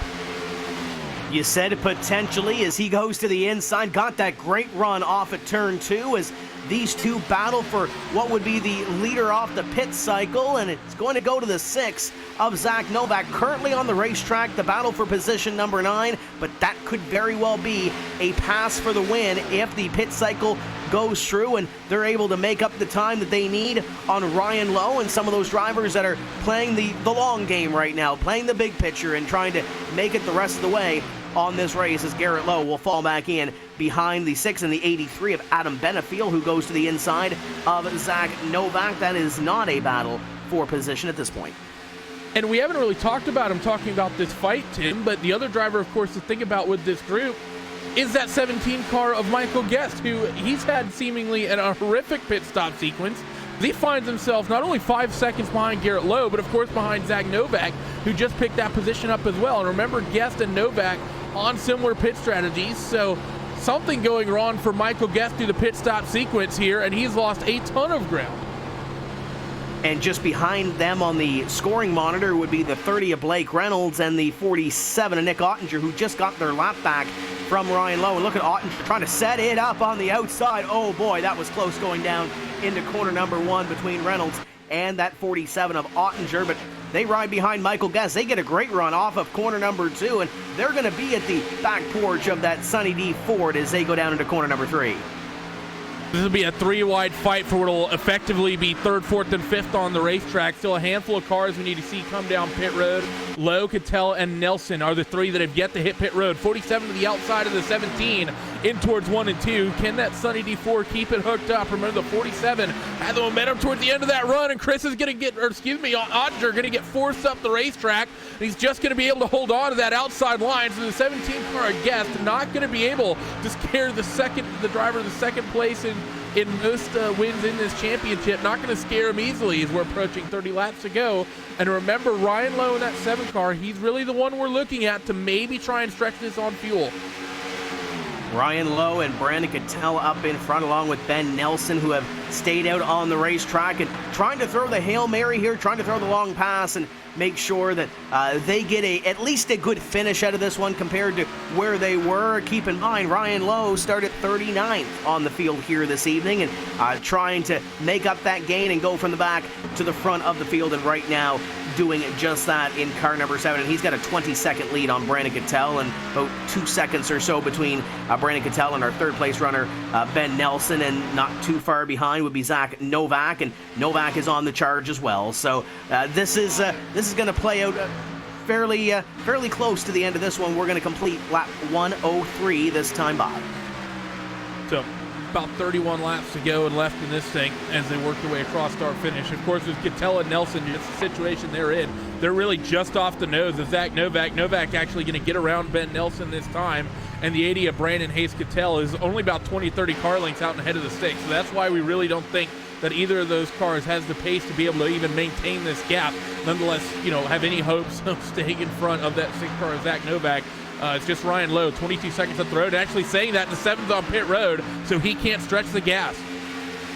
Yeah, Lowe down on pit road, and I would have thought that he would have went as far as he could to try to make this thing happen and get that victory, but he aborts that strategy down on pit road, and now it's Brandon Cattell out in front of the only driver in front of Zach Novak, and Ben Nelson still out on the racetrack, still on that long strategy, but now falling a little bit further behind, sitting in position number 3 the last time by the scoring loop. So Brandon Cattell trying to do everything that he can and trying to make those horses run in the mane and tail number 80. He'll come across the stripe this time, though, and he'll see if he looks in the rearview mirror. There's Zach Novak in the rearview mirror. So Cattell trying to hold on, but it might be too early, too late, per se, as he's got a lot of laps to go and not a whole lot of time between himself and Zach Novak. Yeah, I don't think there's going to be much holding on to this, as the 62 is now dealing with the 6 car, or I should say the other way, the 6 is dealing with the 62. But yeah, I really don't understand that call by the 7 of Ryan Lowe, Tim. Even if you can't make it on fuel, you set yourself up probably, I assume that car probably had enough gas in it to be able to keep going. You run that strategy. I don't understand why you just don't run that thing absolutely dry. Even if you can only make it to lap 133, I'd rather see you stay out there and really roll the dice at catching a yellow rather than coming down early and say, oh, we need a handful of laps on the new tires. He just killed any hope he had of probably finishing inside of, strongly inside of the top 20. You went from an opportunity, I think, maybe pull off a top 5, maybe even a win. Now he's going to probably finish 25th at best. And Zach Novak will officially go back to the lead as Brandon Cattell will fall to second, scrape the wall there down into corner number 1. So Zach Novak is now back on top of the scoring pylon. And the only thing that I can think of to close your point, Randy, is if they didn't get the car full of fuel or something, because he went so long on that run that at that point you would almost have to commit to that strategy. But the only thing that I can think of is maybe they didn't get the car full of fuel or something along those lines that would prevent him from going that far and trying to make it happen, because he had a 20-second lead on the rest of the field, including those that had come down pit road, including Zach Novak. And now Novak leads this train around, going to put a lap on the 63 of Timmy Hill. Brandon Cattell currently in second, and I say currently because Garrett Lowe's going to hop to the inside, and they'll battle for position number 2, with the Renegades number 28 will try to make this an easy battle, try to slide up at a corner number 4. He'll take that position away, and Brandon Cattell will fall to third.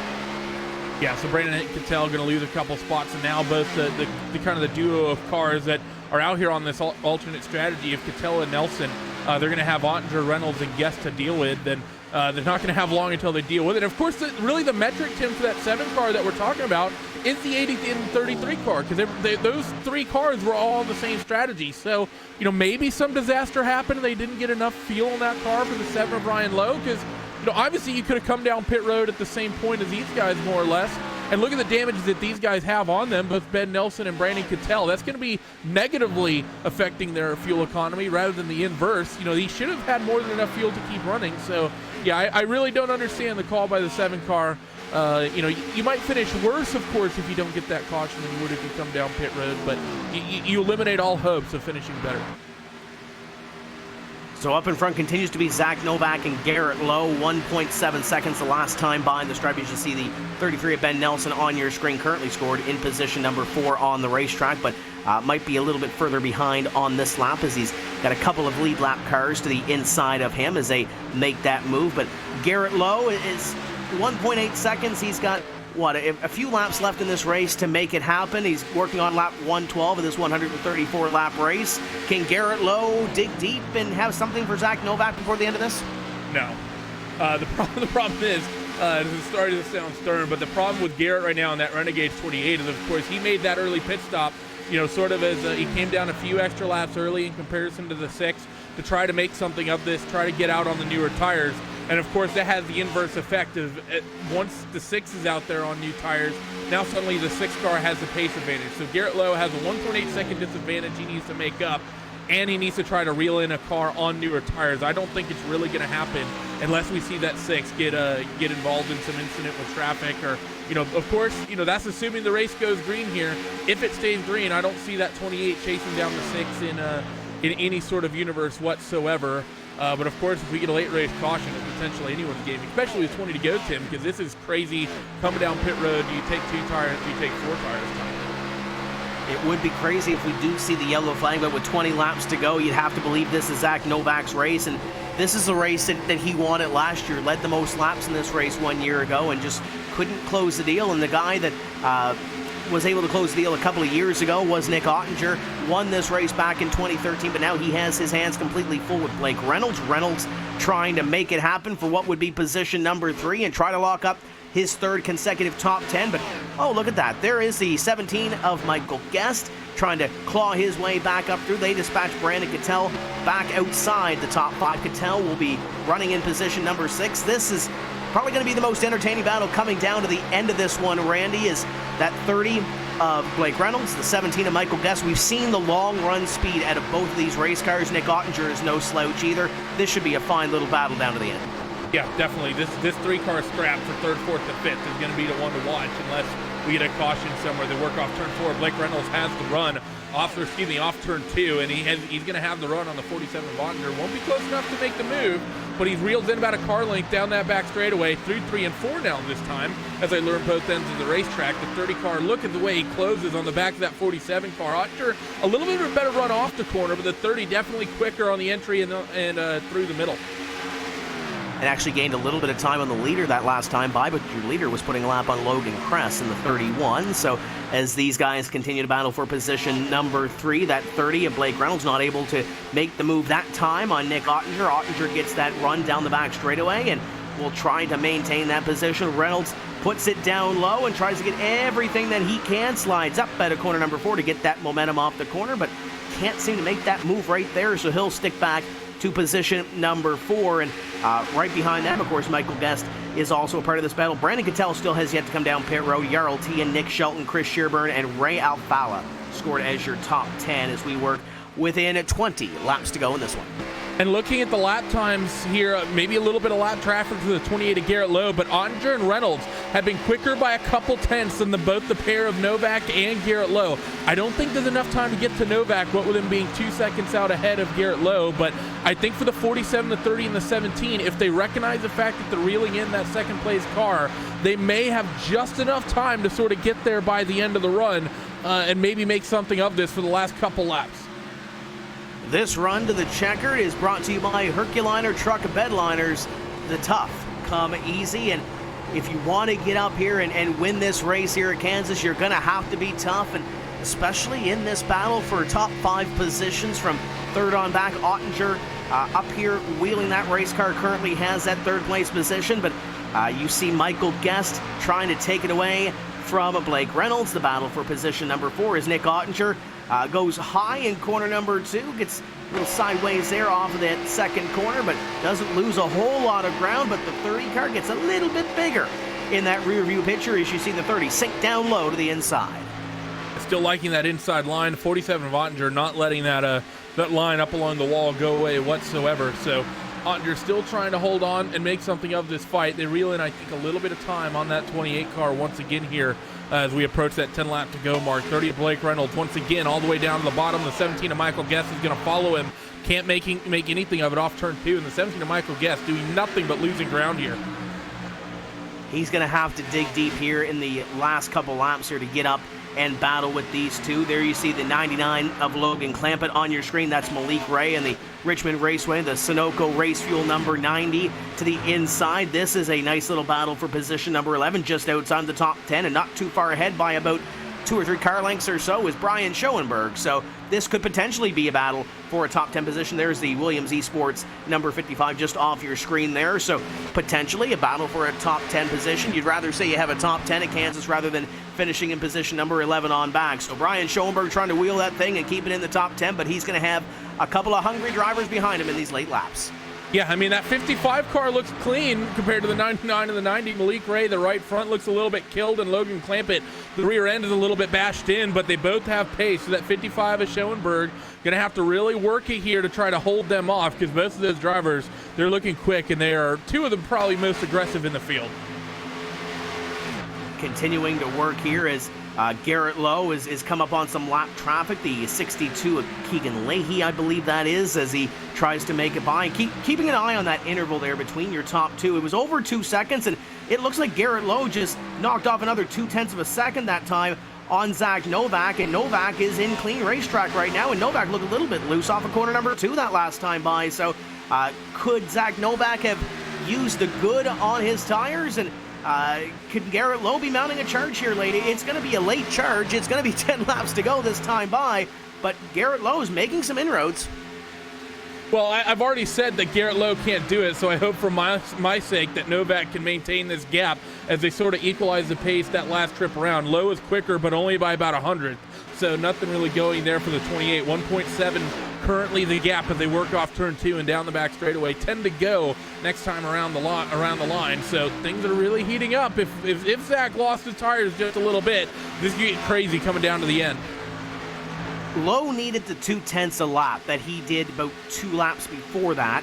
We'll see this time by if he can continue to close that gap a little bit. It was 1.76 to 1.70, so that 0.2 that he needed per lap, he's not getting in the last 2 laps. So he might be able to get into the draft of your leader, Zach Novak, if he continues to do what he's doing. But oh, by the way, as you saw in that speed shot off of corner number 2, got a little bit of lap traffic in between them as well. So Zach Novak still trying to manage what he has. He was mighty quick on the short run, and now he continues to maintain the lead that he had built, but it's down underneath 1.7 seconds now, so the gap is closing. The question is, can Zach Novak hold on, and how about this battle for third? These guys are letting it all hang out. The 30 of Blake Reynolds to the inside, Nick Ottinger to the outside, and Michael Guest wants to be a part of this as well.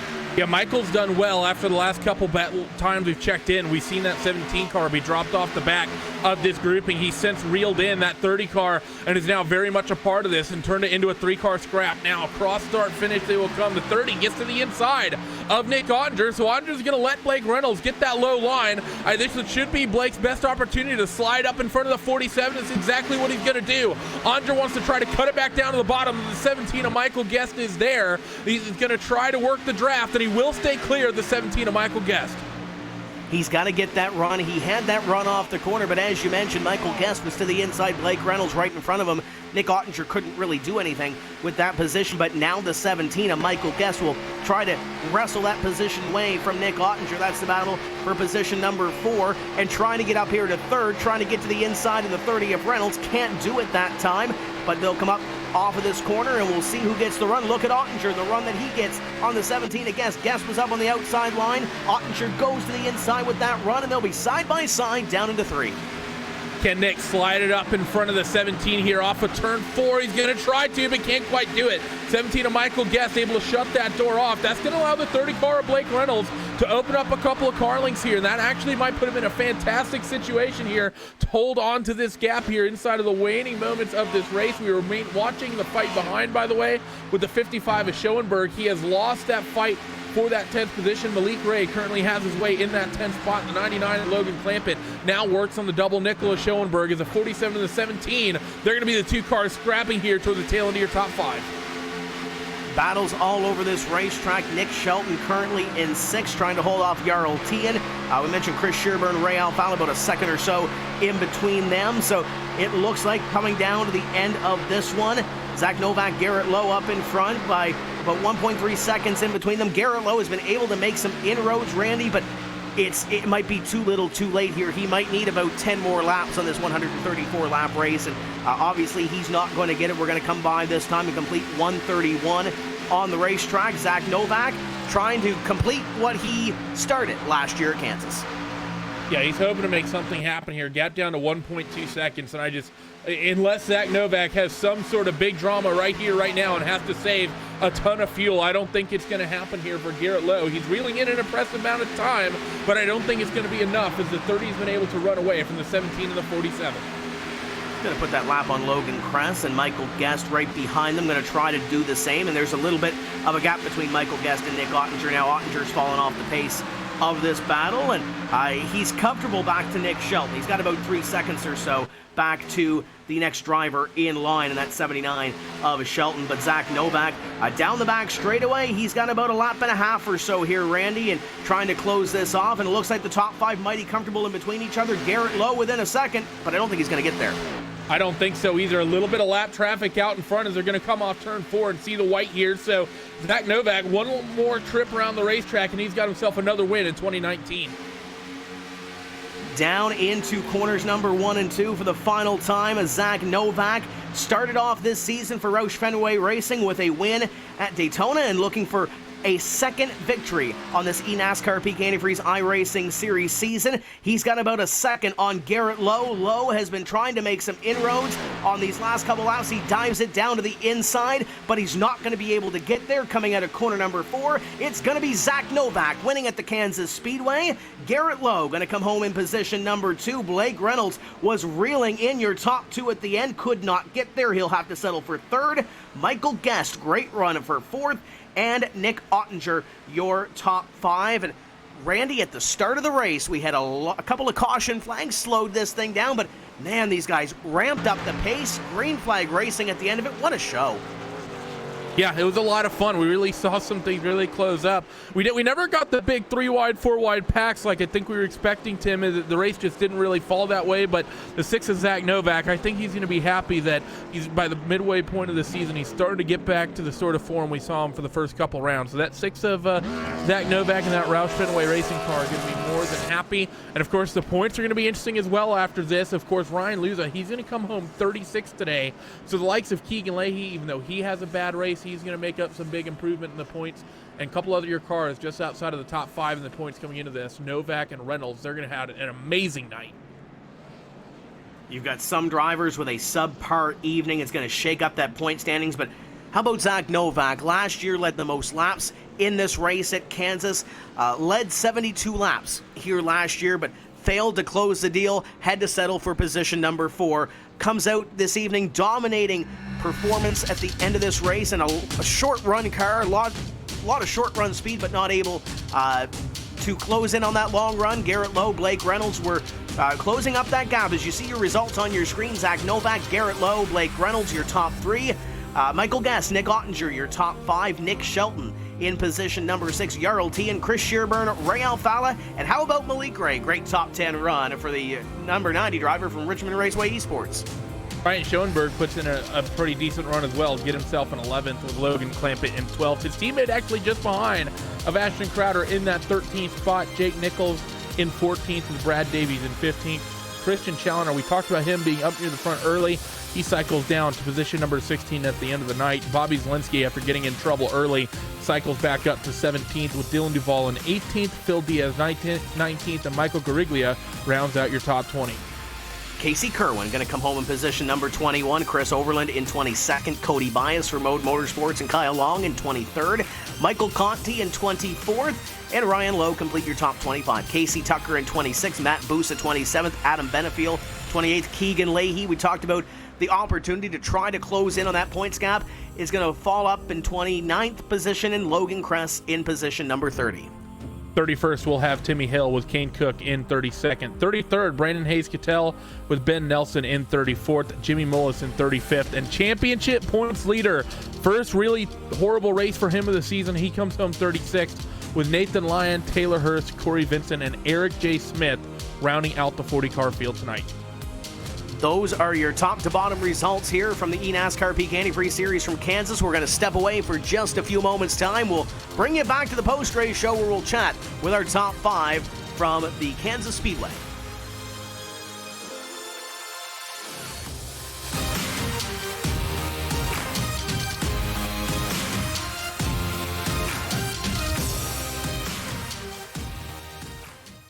It's decision time, NASCAR fans. Who gets you the points? Who gets you the wins? Who gets you the bragging rights? Who gets you the championship? Sign up and play today at NASCAR.com/fantasy.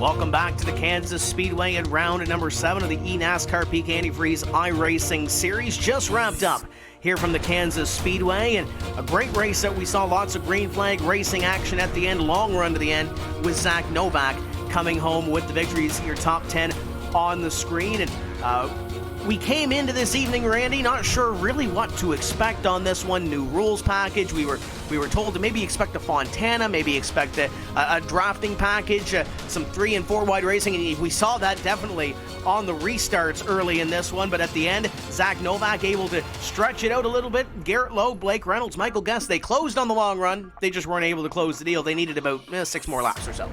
Yeah, I think you're right. Needed a handful more laps, and I think they would have been able to pick that up and get there, especially Garrett Lowe. I am curious, though, maybe how patient Zach was just being on the tires, Tim. We saw him drop a little bit of pace. Was Zach maybe not just pushing super hard there at the end, or was that a legitimate pace difference? I guess we'll never know. I guess we'll never know, or maybe we'll have to play it out next year here at the Kansas Speedway. Still waiting for Zach Novak to pull it into victory lane, but Randy, I believe you've caught up with our second place finisher here this evening, Garrett Lowe. Yeah, I'm stood by with Garrett Lowe. And Garrett, man, this looked like it may have been your night to be able to pull something off. I think you were, if I recall correctly, you were Tim's sort of pick to win the race, and you're just 0.8 of a second short. Talk me through your night in that number 28 Renegade car.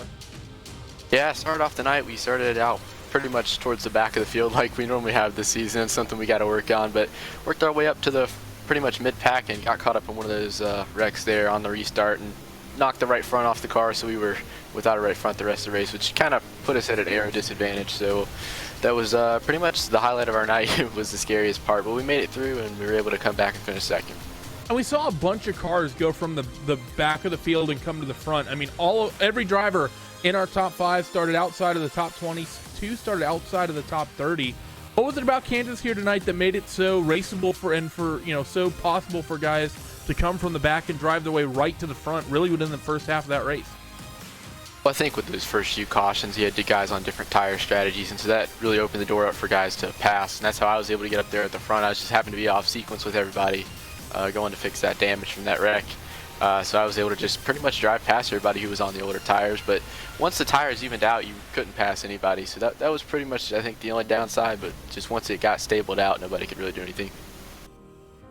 And now going in towards the next race of the championship, we're going to be going to the longest race of the season, 200 laps around the Charlotte Motor Speedway. It's going to be a big, long run for you guys.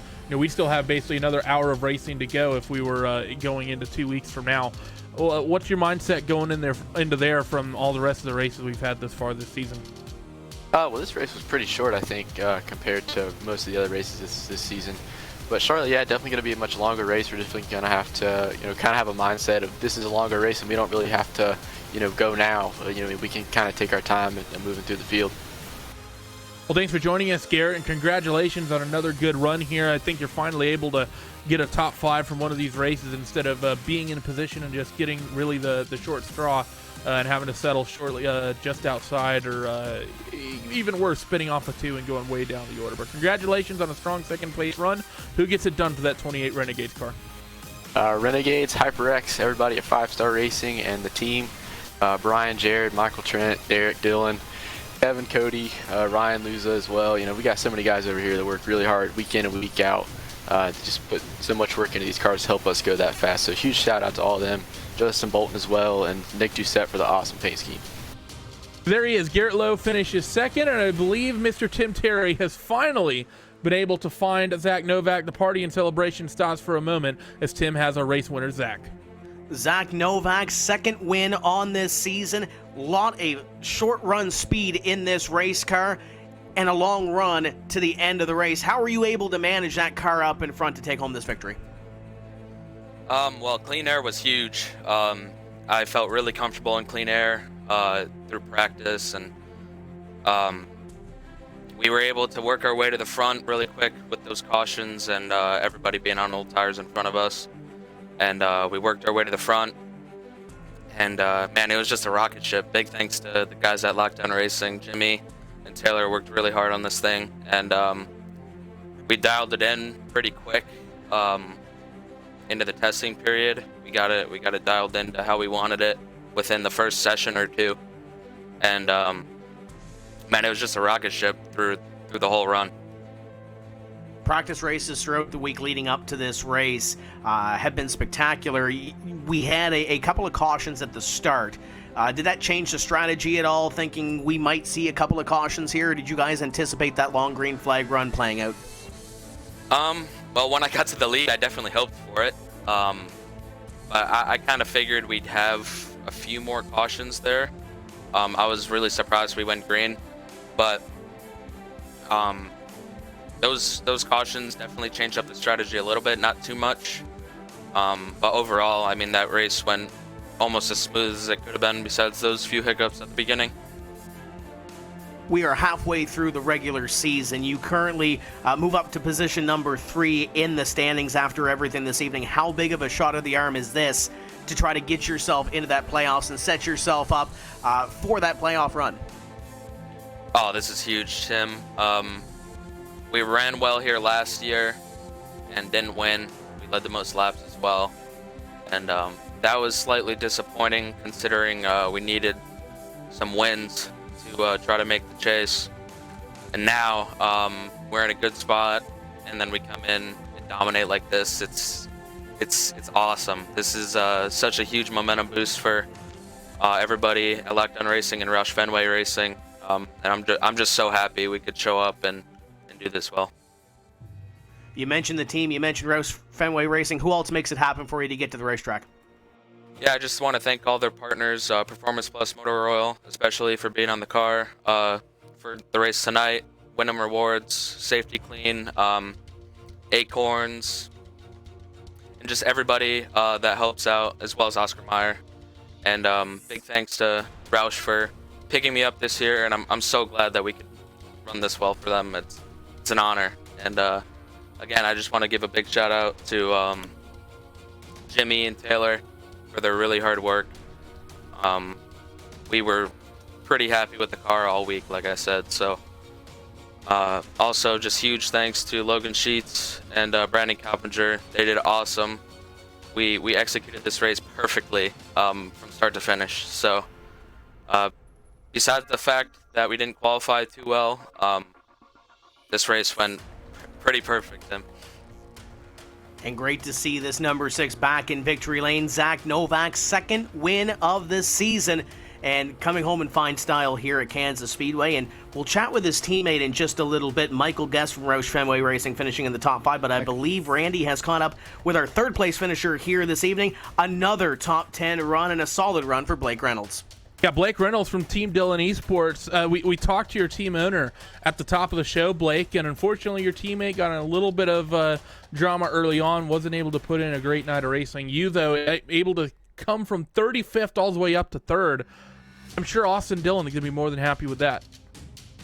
Yeah, that was pretty cool. In the warm-up there, I kind of sat on pit road for about a minute or two and just listened to what he had to say before the race. And that was really cool that he mentioned that I briefly met him just after the race. It was really quick. He had to go hunting with Realtree after that. But yeah, that car, man, it was amazing. And we've been doing really good at Dead Zone. The whole group of guys, Dustin Lingert and Houston Hammer, have been like making these rocket ships. And Michael Guest, man, what a drive for him. He was way back at the points and he needed this today.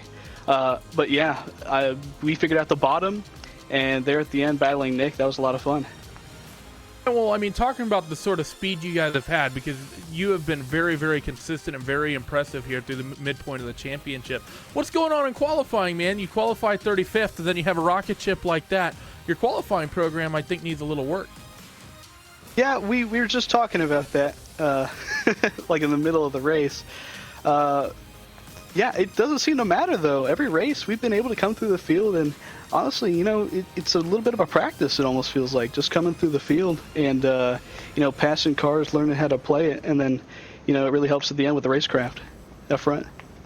And the next couple races, of course, going to be interesting. I've already asked Garrett about the next race coming up at Charlotte, the 200 lapper. I want your input, though, on a month from now in 2 races. We go to Sonoma, first road course on the season. Your guys' package has gotten really good on the ovals. Do you have anything for the road courses? I'd consider myself better on the road courses. I'd say I'm at least top 20. Everyone's really good, and I'd say it's pretty equal. There's a couple of guys that are really like heavy hitters at the top, but I'd say I'm a top 15 driver. And you know, Sonoma, it's, you know, 75% the same track, but you know, we got is it called the carousel? I can't remember the name of that corner, but yeah, just that one corner makes it a completely different track. So I haven't tried it yet, but we'll just have to, you know, try it out. Well, as a seasoned sports car and American open wheel driver here on the iRacing service, I will tell you right now that it's a lot more than just one corner. There's a lot of elevation change in that inner sort of loop of the racetrack. That's going to be a lot of fun to watch you guys try and deal with for the first time in series history. But thanks for joining us, Blake, and congratulations on another podium finish here tonight. Before we let you go, who gets it done for that number 30 Team Dillon Esports machine? Well, I won at Team Dillon Esports, you know, Austin Craven, Austin Dillon. Our partners Beneath Apparel, we got Elevate on the car, Digital Ally, StockX, John Dragonetti for the amazing paint scheme, and like I said earlier, the setups are done by Dustin Lingert, Houston Hammer, absolute rocket ships. Well, there he was, third place runner tonight of Blake Reynolds, and Mr. Tim Terry, he's able to lock himself up a couple of Roush cars to talk to. He's already talked to the first one. Now he gets to talk to the 17 Sunny D car of Michael Guest. It's been a while since I've got to do this. Michael Guest coming home in position number 4. Man, that looked like a fun battle between yourself, Blake Reynolds, and Nick Ottinger. How fun was it from the race car battling late, trying to get up and grab a top 3 spot? Oh yeah, of course, and feels great to be back in here finally. Starting 32nd, we didn't expect to go through the field that fast, but the first run I hooked up with Blake Reynolds and we just went from the very back to the very front, and all the way to the end we were just together fighting for the podium spot, and it was a great battle. We were trying as hard as we could to catch Novak and Garrett, but once we realized with about 10 to go that we couldn't, we started battling. A top 5 run here. We mentioned earlier that you've had speed all season long. It just seems like you haven't been able to get the finishes and get the breaks that you need. How much of a relief is it to get up here and get in the top 5 and have a good run here, Kansas? Oh, definitely. This is one of my favorite tracks on the circuit that we go to, because last year I was doing the same thing. I would just run the middle like that, and it was just as fast last year, but I sped a few times and got myself in the back. So this time around I wanted to make sure I finished really well and make sure I showed how good I am, I guess, at this track. And yeah, that was definitely fun. Going into it, I didn't think we were going to be able to run the bottom like that because it's the daytime this time around. So the fact that we were able to move around and, you know, run 3 wide a lot of the race was really fun. we are halfway through the regular season. We have 7 races to go before we close off that window and begin the playoffs. You're currently 18th in points, got about 50 or 100 points or so between yourself and Ryan Luza at the front of the field. What is the mindset going into these next 7 races? Can we get up there and get a playoff spot before this thing is all said and done? That's definitely what the goal is. I've been running pretty well all season. I've gotten either a top 10 or I've been crashed out and I finished 35th or worse. So it's I'm gonna try to limit those the rest of the season and try to click off some top 10s. Charlotte, 2 weeks time, the home of stock car racing. What do you expect out of that race? I think it's going to be a little bit similar to this. Aero push is going to be a big thing, and it's going to be about trying to get the track position early. I think it's going to be a little bit harder to go from the back to the front compared to this race. Sonny D looks sharp on that race car. Who else makes it happen to get you to the virtual racetrack every week? Oh yeah, of course. This car looks awesome from Sonny D. Fast and all, fifth, third bank, all the partners, and Roush for having me on this season. It's been really fun so far. Also, Dustin Langard in Houston, they just built a rocket ship for this week. That was awesome. Michael Guest coming home with a top 5 finish. Great to see Mikey up here, and the Roush Fenway cars 1st and 4th here this evening. So a great showing for the team. I believe Randy has caught up with our winner from 2 weeks ago and had a solid run here this evening, the 47 of Nick Ottinger. Yeah, Nick Ottinger able to get himself a pair of top 5s in quick succession here in the championship. Nick, it was an absolutely great race from you, from 26th up to 5th. You guys at JTG Daughter Racing seem to have really hit on something, because that car has picked up a bit of pace from what we saw in the first couple races of the year. Yeah, our Kroger machines, it's getting better, like you said. I like to think we actually could have tried to contend with Zach up there, but I mean, I think clean air tonight was just... It was extraordinary to have, to be honest. He got out there quick on that one restart where he got by the guys with older tires better than me, and I got stuck behind, I think, the 75, unfortunately, but that happens. He done a good job, and congrats to him. But I mean, we've leaps and bounds better than where we were last year in point 2, especially with having one less race in the top 10 in points. So I mean, we're up there. I mean, I can't really complain about this. Next race out will be at Charlotte. Bit of a home race for yourself and your crew chief of Matt Holden. What kind of package do you guys think you can put for the longest race of the championship? Is it going to be a good one? I hope it's the fastest one out there, to be honest. It's our first time actually racing on the bumpy Charlotte that they've been running on in Cup Series for a while. So I like bumpy tracks. I don't like when we wreck at bumpy tracks, but hopefully we don't do that. We've been on a good roll here, so Holden's usually good at setting these cars up for bumpy tracks, and I mean, he's been a really good crew chief for my whole MPAS career. So I mean, I don't think we will be anything short of a top 5. Would be a little bit disappointed, but I mean, our Kroger machine, like I said, we were good tonight, so hopefully we can learn some things for there. Well, you guys have definitely hit on strong here towards the midpoint of the season, which is, I think, where everyone wants to try to be. Congratulations on another strong run tonight. Before we let you go, who gets it done for that 47 Kroger car? Definitely got to thank JTG for drafting me again. We're getting a lot of good runs, good publicity for them, and I want to thank all the guys at Team Connie Alliance and Chassis for just extremely a good effort for just leading into this race. I know a lot of them had a little bad luck tonight, but we're only good from as good as our teammates are, and I mean, it's just indicative of how we've been running lately. Thanks for joining us, Nick, once again, and good luck to you out of Charlotte. Thank you, Randy. You guys have a good night.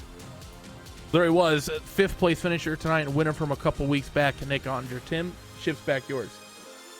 And a great race that we saw here at Kansas. Once again, there's your results, so your top 10 on your screen. And the point standings, as we mentioned, Randy, shaken up just a little bit. Still Ryan Luza, still Keegan Leahy at the top, but it's a lot closer from second on back. Zach Novak's closed into a point on Keegan Leahy. Still a comfortable margin up in front for Ryan Luza, but it could have been a lot worse than it was after the early laps here at Kansas.